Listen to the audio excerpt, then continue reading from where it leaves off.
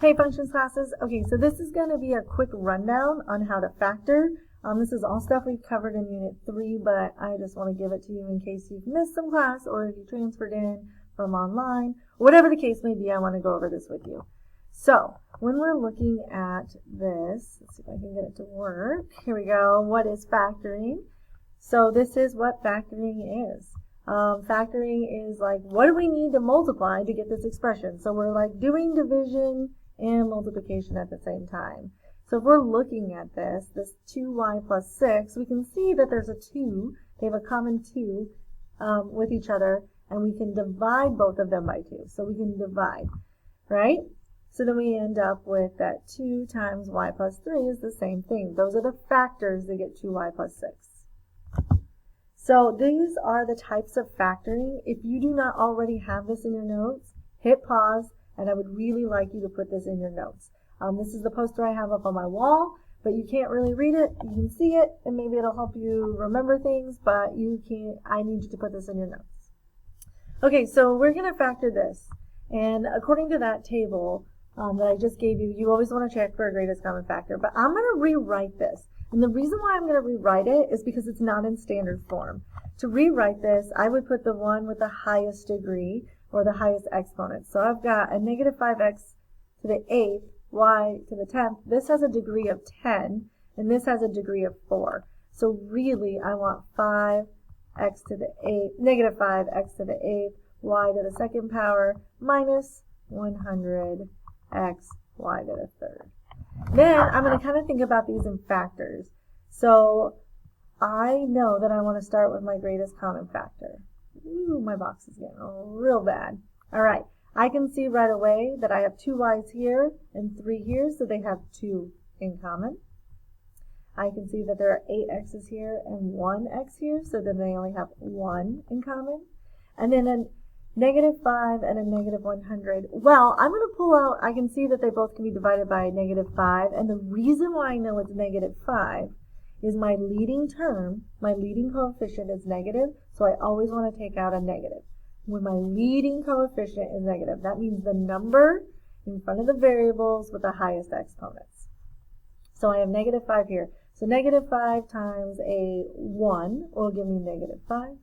8 times an x to the 7th will give me 8x to the 8th, and another 1, right? Because y squared times 1 gives me y squared.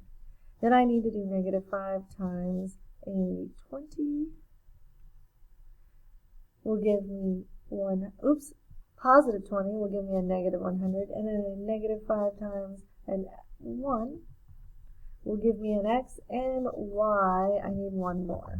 So to simplify that, we are going to have negative 5xy squared times 1 times x to the 7th times 1, which I don't need to write, plus 20 times 1 times y. And that would be fully factored. Now if I distribute this back out, I should get what I started with. Okay, so here we are going to factor completely. So the first thing we want to do is we're going to want to do that greatest common factor. So if I do that, I'm going to put this in a box because I like to look at each term individually. And I can write out the factors. So I have 6, which is going to be 1 and 6, 2 and 3. Then I have 21, which is going to be 1 and 21, 3 and 7. And then we have 12. And I'm going to do positive 12 just because I can make it negative when I need to. And let's see, I'm going to do 1 and 12, 2 and 6, and this one has 3 and 4. So I go through and I see a 3 here, a 3 here, and a 3 here. So that means the greatest common factor is a 3. So if I factor out a 3, I end up with 3 times 2x squared, 3 times 7x, 3 times a negative 4 will give me that. So now I have my 3, and I'm going to do now I can box and diamond this part. So, oops, that was weird. Try that again. Okay, so now we're going to do box and diamond. And I do this the same way every single time. So I'm going to put my first term, my 2x squared here, my negative 4 here, and my 7x here. So I need to multiply these two terms to get my top one. And that is going to be negative 4 times 2. X squared is a negative 8x squared. And then I can just write out my factors of 8, 1 and 8, 2 and 4, and I think that's it. And I need it to be negative, so I need to find one that has a difference of 7, and this one does, 1 and 8, so I'm going to have a negative x and a positive 8x, because if I add those together I get 7x, and then I'm going to put 8x here, 7x, oops, not 7, 1x there. What the heck?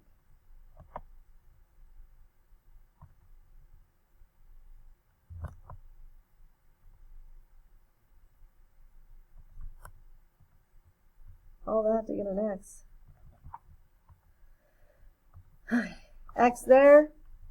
So then I can see that 2 and 8 have a greatest common factor of 2. X and squared and x have a greatest common factor of x. Then 2x times an x will give me 2x squared. 2x times 4 will give me 8x. And x times 1 will give me x. Oh, whoops. And one of those needed to be negative, and it's that one. So right there, because the reason why I knew that, and the reason why I was able to catch myself, is negative 1 times 4 equals negative 4. I always check my answers. So this 3 does not disappear. It stays part of my answer, and then I have my factors. 2x minus 1 times x plus 4. So that whole thing factors that way. So that was a greatest common factor and a box and diamond. Alright, so now this is going to be factored by grouping, and this is the way that I like to do it. So I'm going to start with, I have 4 terms, and I like my box from box and diamond, and what I'm going to do is, since I already have 4 terms, so with a trinomial we have to make 4 terms, right? We have to make it into 4 terms. That's what we're doing here, right? Oops, right here. So I started with 3, but then I needed to figure out how to break up the 7x into 2 terms so that I could get 4 terms. I'm going to use that idea to help me with this. So I'm going to start with my x cubed, then my 3x squared. Then I'm always going to put the number without a variable, the constant, across from my highest term, and then my negative 9x right here. Then I can just see right away these two have an x squared in common. And x squared times x gives me x cubed. X squared times 3 gives me 3x squared. X times a negative 9 gives me negative 9x. And negative 9 times 3 is negative 27. So then I get x squared minus 9 times x plus 3. Now I can go back and check my factors to see if I need to factor further.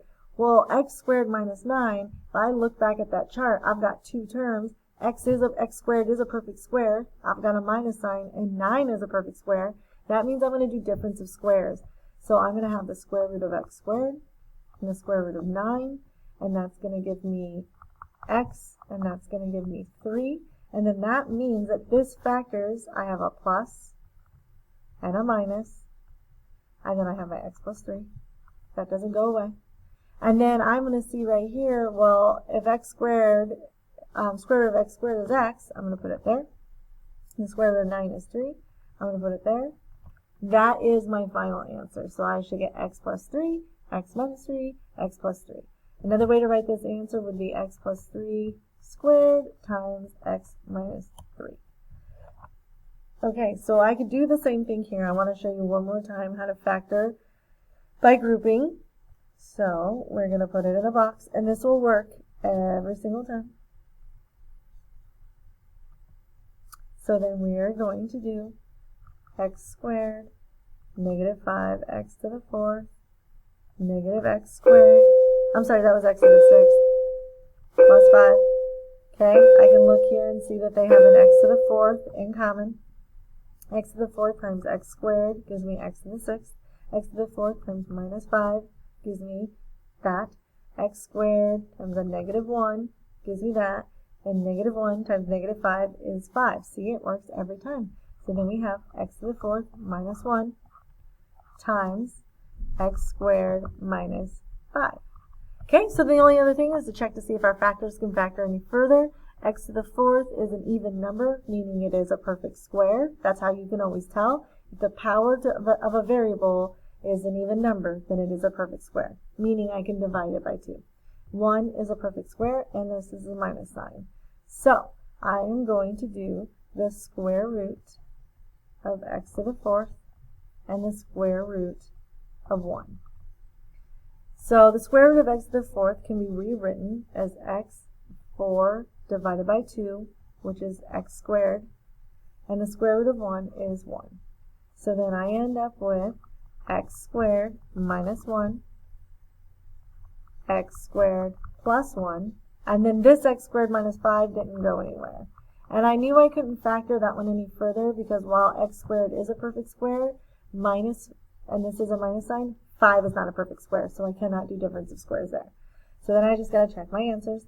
X squared is a perfect square, 1 is a perfect square, x squared, and this is a minus sign, so I'm going to do a difference of squares again. So I'm going to take the square root of x squared, square root of 1, and I get x, because that can be written as 2 over 2, or just x to the first power, and then this is 1. So then I have an x plus 1, and an x minus 1. So that's what this, so this one is that answer, this one is this answer. So both, this one goes to both of that. Okay, x squared is a perfect square, but this is a plus sign, so that's fully factored. And then that one didn't change. And that, my friends, is our final answer. So even with doing that, when we factor by grouping, we can do it that way. All right. So this is the last one that I'm going to do, which is right here. This is a sum of, this is a difference of perfect cubes. And we have the same exact formula that we're going to use every single time. So the reason why I know this is a perfect cube is because x to the 3rd power is a perfect cube, and 8 is a perfect cube. So I'm going to take the cubed root of x to the 3rd, which can be rewritten as x to 3 over 3, or x to the 1st power, or just x. And the cubed root of 8 is 2, or I could say 2 times 2 times 2. So then I'm going to set up my parentheses for my difference of cubes. I'm going to keep this sign the same, change this sign, end on a positive note. I'm going to take my first term, which is x, and put it there, and my second term, which is 2, and put it right there. And now I'm going to fill out the rest of my trinomial. I need, in this first spot, 2 x's, so x squared. I need 2 2's, so 2 times 2 is 4. And then I need both in the middle, so 2x. And that is my final answer. That is how you do it. So this is the formula, so go ahead and get this in your notes. You should have had it in your table as well. Okay, so that was a quick rundown on how to factor. I did difference of squares. I did a difference of cubes. Sum of cubes is the same way. And then I went ahead and did factor by grouping. So hopefully that helped you. If you have any questions, please let me know.